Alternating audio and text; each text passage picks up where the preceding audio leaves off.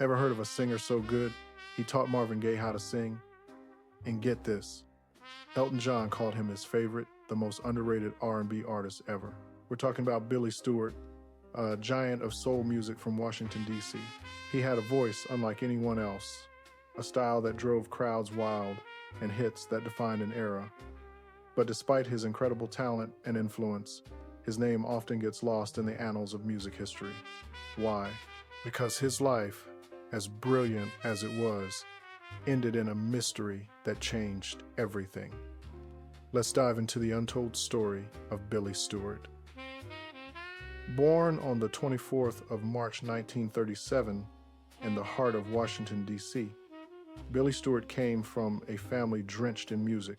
His mother, Emma Stewart, showed him the piano keys when he was just 8.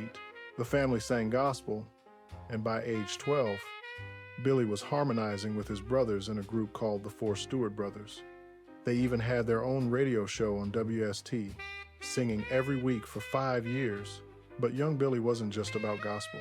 He loved secular music too, especially the incredible scat singing of Ella Fitzgerald. As a teenager, Billy became a local sensation. He crushed talent shows, even winning one with his stunning rendition of Summertime from Gershwin's opera, Porgy and Bess. He often competed against another future star. Herb Fame of Peaches and Herb, D.C., was a hotbed of talent, and everyone knew everyone. Then, legendary guitarist Bo Diddley moved to Washington, D.C., and set up a recording studio right in his basement. It became the spot for every young, talented artist in the city. A young Marvin Gaye, still singing doo-wop with his group The Marquis, recorded there. And guess who else? Billy Stewart. Billy and Marvin Gaye weren't just studio mates. They sang together in a group called the Rainbows. And here's the kicker.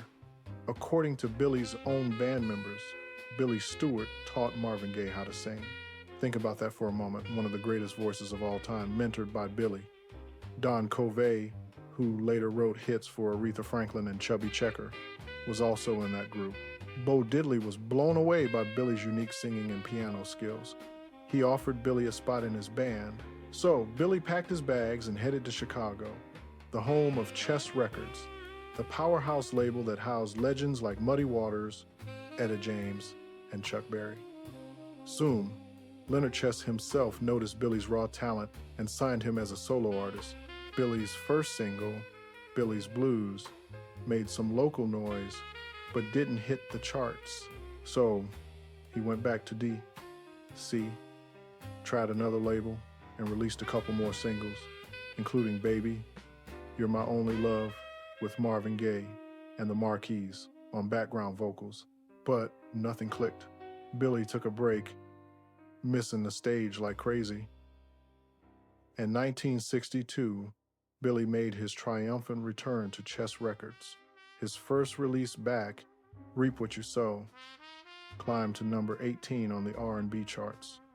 The B-side, a song called Fat Boy, a playful nod to the nickname people gave him because of his weight.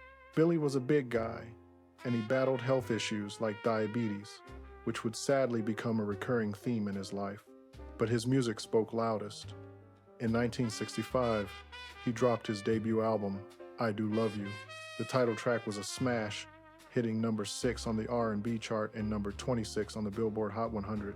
It was a classic, a grown folks music anthem that even made it into movies years later. Next up was Sitting in the Park, another beloved track that soared to number 4 on the Soul chart and number 24 on the Hot 100. These songs cemented Billy's place in the R&B world. With success came the road. Billy toured relentlessly, playing legendary venues like the Apollo and joining Dick Clark's Caravan of Stars with other big names. He was a force to be reckoned with on stage. The following year, 1966, brought his second album, Unbelievable. The lead single was a new version of Summertime, the very song he used to win talent shows as a teen. This time, Summertime exploded. It hit number 10 on the Billboard Hot 100, number 7 on the R&B chart, and even charted in the UK and Canada. Maurice White of Earth, Wind & Fire actually played drums on that version, adding to its magic. Summertime wasn't just a hit, it crossed Billy over to the pop charts, making him a household name. You can even find videos of him performing it, radiating pure joy. But with great success came great problems. Billy believed he deserved writing credit and publishing royalties for Summertime because he had added his unique ad-libs and vocal style. He kept hounding Leonard Chess about it. Leonard, tired of the constant badgering, gave Billy an address in New York and told him to go ask George Gershwin himself. So, Billy, believing Gershwin was alive, drove all the way to Queens, New York, to the address Leonard Chess had given him. What did he find? George Gershwin's gravesite. Gershwin had been dead for decades. Leonard Chess had sent Billy on a wild goose chase, mocking his demand for publishing. Billy was furious, and rightly so. Etta James herself recounted this story in her book, confirming Billy's outrage. Billy Stewart was no joke when it came to his money. Rumors flew that he once pulled out a gun and started shooting downstairs at Chess Records over royalties. Another wild story from Johnny Taylor, the R&B singer, claimed Billy and Wilson Pickett once got into a shootout on a tour bus over a dice game. Thankfully, no one was hurt. These stories, whether fully true or exaggerated, paint a picture of a fiery, no-nonsense artist who fought for what he believed was his. In 1967, Billy released Billy Stewart Teaches Old Standards New Tricks, featuring Secret Love, a remake of Doris Day's hit, which reached number 11 on the R&B charts. He even toured the UK, where he reportedly got into a fight with audience members making fun of his weight. It was also in the UK that he met a young Elton John, who was deeply inspired by Billy's music. The year 1968 brought more success with his album Cross My Heart and the charting single of the same name, but it also brought profound tragedy. Some of his band members were burned to death in a horrific car accident when their vehicle overturned and exploded. Out of 5 members, only 2 survived. This event deeply shook Billy. Then, in 1969, Billy was involved in a motorcycle accident, adding to his health woes. His diabetes was worsening, exacerbated by his weight, which was well over 300 pounds. The strains of life and touring were taking their toll. On the 17th of January 1970, the music world lost Billy Stewart. He died in a car accident in North Carolina, just 32 years old, with so much more to give. The story goes that Billy was scheduled to perform in Columbia, South Carolina. He was driving his brand new Ford Thunderbird, a car he'd bought just 12 days earlier. 3 of his band members were with him. 2 other band members followed in a separate car. They had finished a show at 2 a.m., checked into their hotels around 2:45 a.m., and were up by 7:30 a.m., hitting the road by 8 a.m. for the next gig. Reports from that day painted a grim picture. Billy was on Interstate 95 inches North Carolina. He may have lost control of his Thunderbird, hitting an embankment on a bridge before plunging into the Neuse River. Another report suggested his car's wheels might have locked up. Witnesses said his car veered from the highway, ran along a median, struck the bridge, curbing, and then plummeted into the freezing river. Everyone in the car, Billy Stewart, Norman P. Rich, William Cathy, and Rico Hightower, died from drowning, trapped inside the submerged vehicle. It was winter, and the cold was brutal. Billy's manager, who was in the car following behind, noticed something unsettling that morning. He said Billy's car wheels were wobbling when they left Rocky Mount, North Carolina. Billy told him he'd get them checked in Columbia, South Carolina.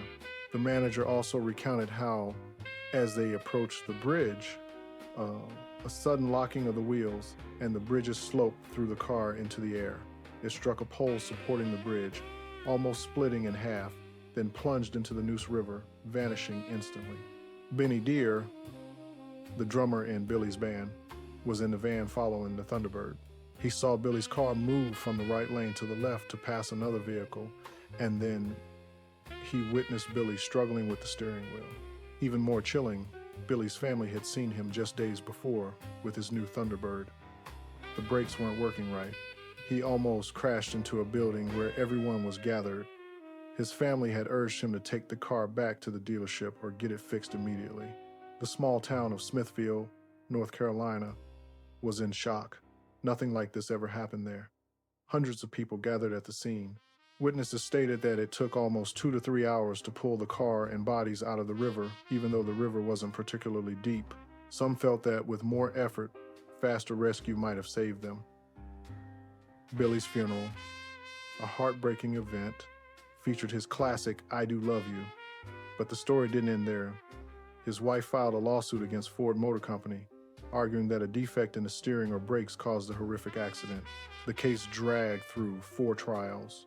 Ford initially won, but Billy's wife appealed, and the court sided with her, sending the case back. Eventually, it settled out of court.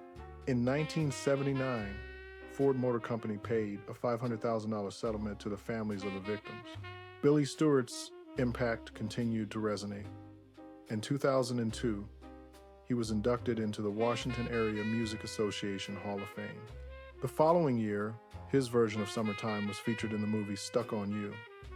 In 2021, he received another honor, joining the National Rhythm and Blues Hall of Fame, a powerful documentary, Fat Boy, The Billy Stewart Story, made by Beverly Lindsay Johnson for PBS, further cemented his legacy. And Johnson recalled falling in love with "I Do Love You" as a 1-2-year-old, a testament to the timeless appeal of his music. Billy Stewart was only 32 years old when he died. Think about that. A young man just hitting his stride with a voice that captivated legends and audiences alike, gone far too soon. What more could he have achieved? What other musical magic could he have created? His tragic death left a void in the music world, and his name, though perhaps not as famous as those he influenced, deserves to be remembered. So, do yourself a favor. Go listen to Billy Stewart's music. Share his story. Let's make sure the underrated genius finally gets the recognition he truly deserves.